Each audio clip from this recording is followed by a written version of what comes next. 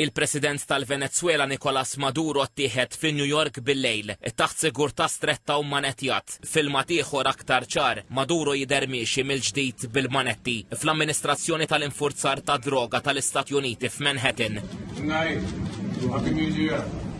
Issa qed jinżamm arrestat fiċ-ċentru ta' detenzjoni Metropolitan fi Brooklyn.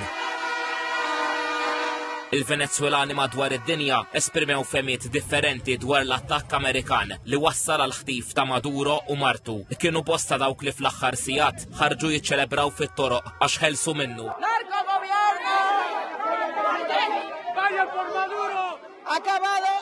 Il-gvern ta' droga spiċċa, il-gvern ta' droga spiċċa u qed inħossuna kuntenti u fil-paċi. Oħrajn esprimew ruhom kontra l-attakk Amerikan, inkluż ċittadini Amerikani stess. I'm embarrassed of what my country is doing. Venezuela is not our enemy. Trump is our enemy.